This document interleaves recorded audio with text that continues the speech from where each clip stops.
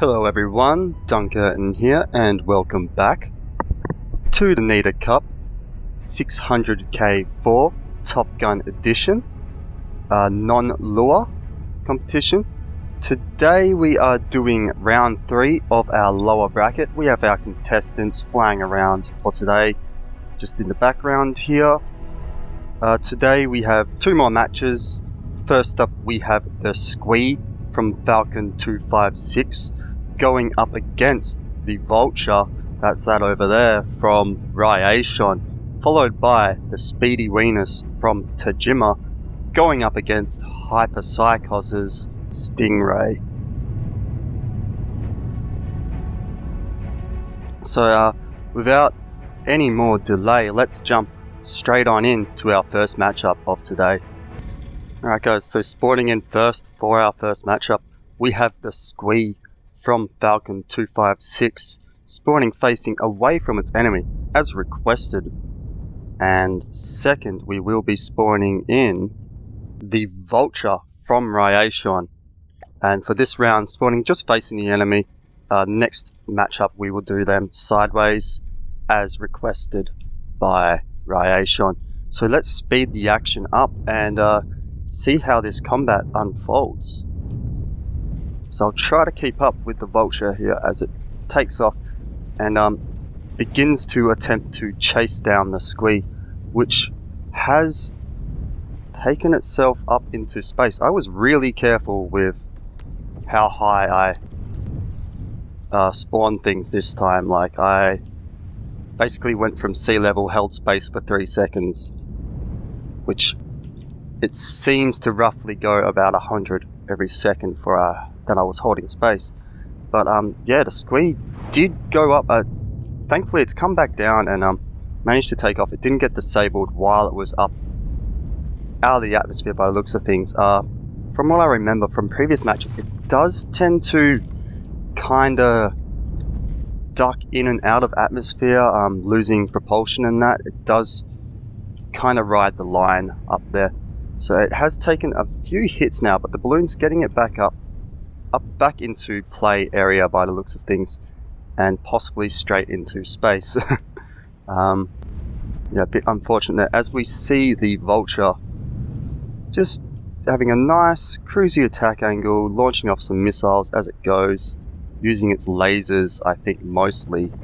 Are these missiles going to impact? No, the Squee managing to somehow get in between all of those. So looks like this might take a little while to play out this matchup. The Vulture not yet managing to take any real advantage of the Squee going up to a point where it slows down as it leaves the atmosphere. Unfortunately, both very fast craft. Kinda hard for me to keep up with them. Might go into the top-down view for a little while, and ooh, actually we've got the Squee going down. Looks like the lasers from the Vulture have been managing to land a few hits. I just can't catch up with the camera right now. Sorry guys. Gonna get hit just in time to see. Ooh, those missiles just missing. Ooh, sorry guys, I forgot to have my timer set up. The Squee is out of play. I'll just get that started as quickly as I can. 1 minute timer. Right, that's started now. I'm sorry guys, I lost track of the Vulture here. So if the Squee cannot get itself back up, not just out of the water, but above 100 altitude within the next 45 seconds now, hopefully it's gone back up, right? It still had 40 odd seconds left. I don't think it was down for that long that it was over a minute before I, counting the time before I started the timer. Though it has gone back down, and I have got my timer ready this time. Got that started. So right now, looks like things are going in favor of the Vulture. Just check our percentages here. The Vulture is still at 100%. So yeah, the Squee has not had much luck. Ooh, a few missiles finally getting through that lambs. We see a bit of a hole in the top of the Squee here. as it does manage to take off, and I believe that is over 100 meters, so we will reset our timer once again, and I just continue to let things play out here.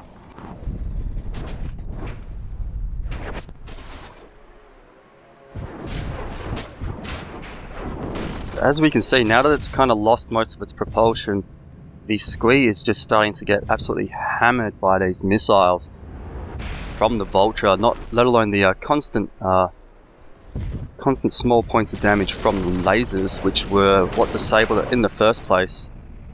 Just bring this up so I can see its altitude dropping now, and we are now below the 100 meters, so I will start my timer from here. Unfortunately, that's one of the... Everything looks so much better and more cinematic when you record without the UI on, but you need it on and to be looking at the craft to actually know the altitude that it's at. But yeah, looks like this time around I am not confident that the Squee will be getting back up from this one. Looks like the Vulture might have it tied up for this first matchup. Another 30 seconds before I call this. Let's see if we can get some good shots from the Vulture circling around. Oh, it's just a bit too fast, I think. I was hoping to maybe kind of sit at this angle for a bit, but I'm not sure it really looks that great. Maybe we'll follow the next volley of missiles in just in time, as we are out of time, and that is the minute up. The Squee has lost this first matchup, and the Vulture from Rayation is holding on and looking in a good position to continue on into the next round and not be knocked out just yet. But we do still have possibly 2 more matches between these two before we can find out whether or not that is going to be the case. And let's get straight on into our second matchup, guys. Alright guys, here we go with the second round between these two. The Squee spawning in second this time around, and the Vulture being given its preferred spawn orientation, as the Squee did get it in the first round. See if the Squee can fight back this round. And we see a lot of missiles coming out. Are they going to get that intercept? Ooh, it's close. Oh, looks like the Vulture managed to just somehow thread in between all of those. That, wow, I did not expect that. And, how is the Squee going against the Vulture's return volleys? We see an explosion on the back there. Looks like the laser from the Vulture taking out either some decoy barrels or possibly some thrusters. Enough to at least knock the Squee off course, though doesn't look to have actually slowed it down much at all here. Might go into our top-down view for a bit of this battle, so we can just keep a bit of an eye on both contenders. Just really unfortunate that I cannot hide that like fleets and forces stuff.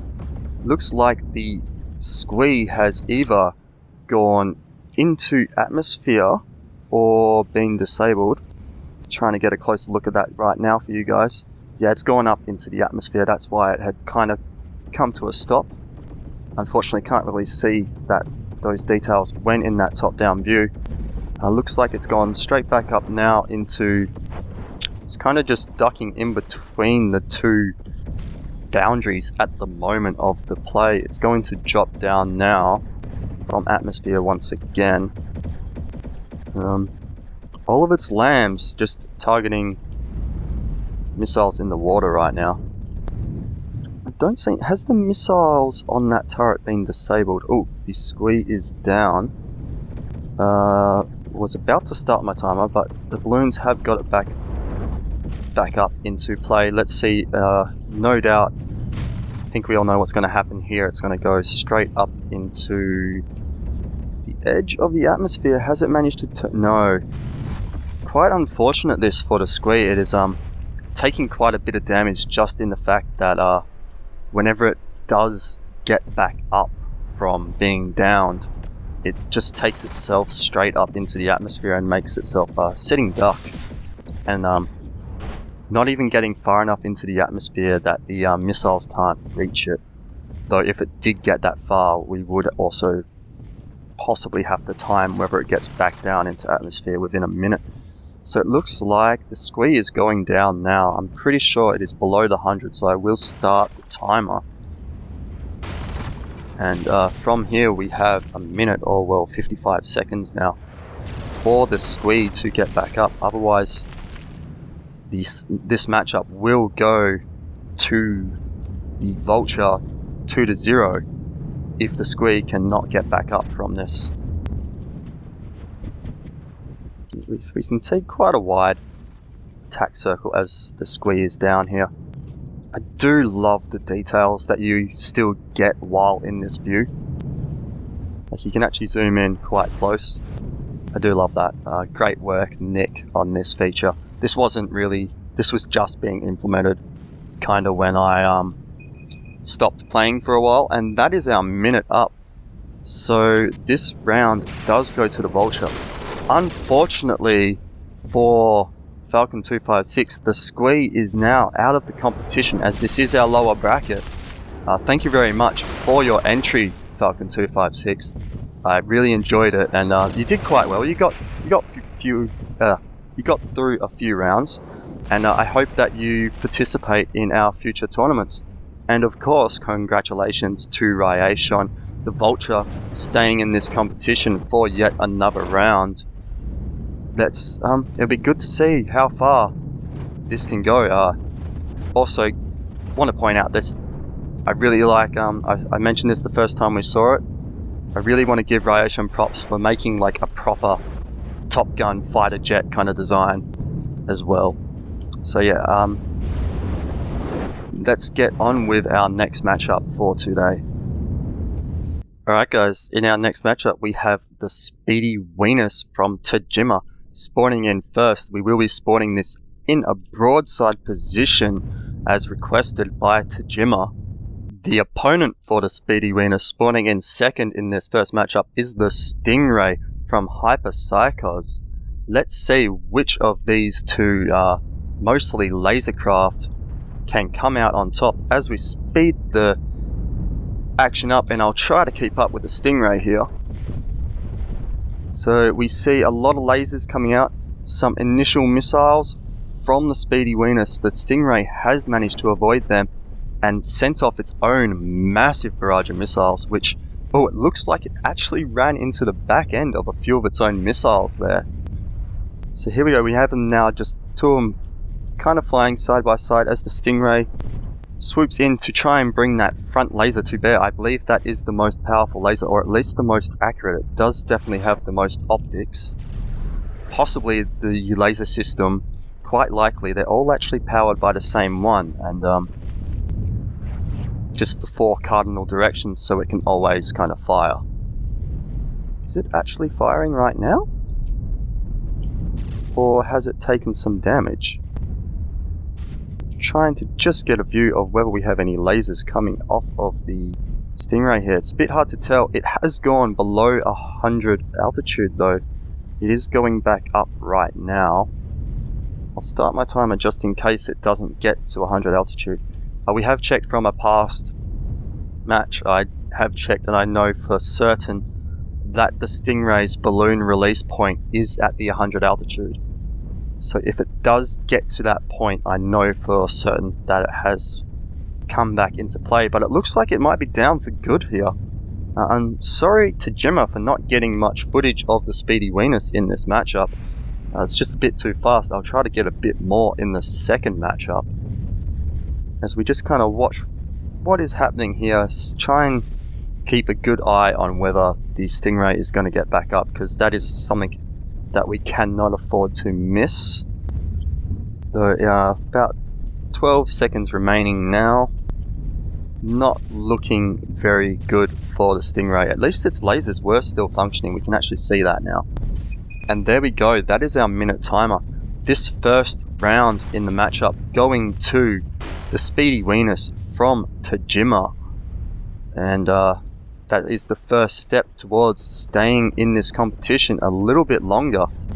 Can the Stingray get it back in the second round though? We'll find out in just a second, guys.